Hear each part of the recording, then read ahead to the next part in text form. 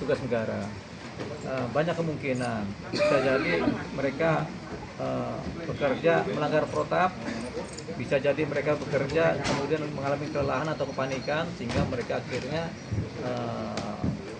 melakukan tindakan yang kemudian melanggar hukum diduga melanggar hukum. Jadi itu tadi itu persoalannya. Jadi kalau kita lihat sih mungkin mereka panik ya, sehingga mereka membawakan atau sopirnya melajukan kendaraan karena terlalu banyak massa, atau ada perintah menghalau, kemudian mereka menghalau aja yang diperintahkan tanpa melihat di depan ada uh, manusia, ada orang yang berdiri atau yang jatuh gitu. Jadi banyak hal yang mungkin masih harus dikelirkan atau diverifikasi melalui kesaksian mereka. Tapi kalau tanpa apa ya karena kelalaiannya.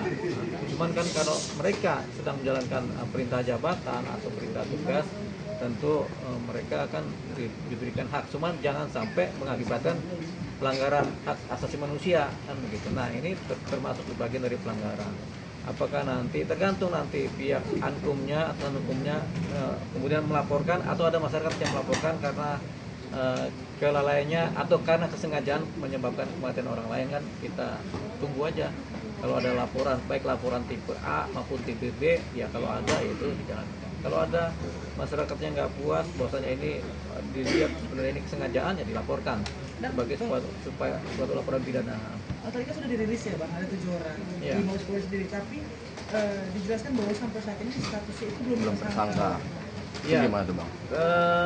Tentunya ini harus makanya verifikasi jelas ya, siapa berbuat apa, bagaimana mereka melakukan tindakan, kemudian apakah mereka lalai, apakah sengaja, itu dulu.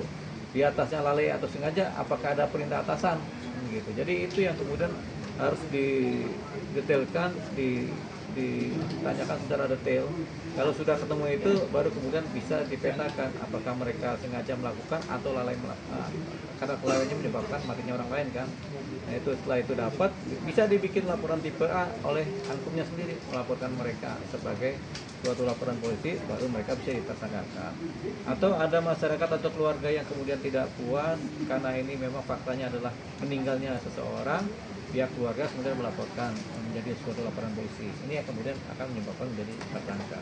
Pada titik tadi pemeriksaan itu adalah pemeriksaan propam, profesi dan pengamanan, yaitu lebih kepada titik berat aturan-aturan prosedur kerja kepolisian. Jadi belum ada hukum pidana yang dimasukkan dalam situ. Jadi hukum pidana harus ada pelapornya. Gitu. Kalau untuk etiknya sendiri Bang, itu secara paksa atau memang udah otomatis?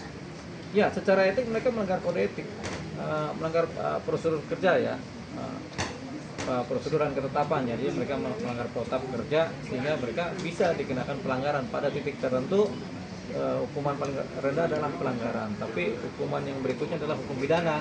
Gitu. Kalau mereka terbukti memenuhi unsur hukum pidana, ya nanti KUHP yang bekerja. Gitu.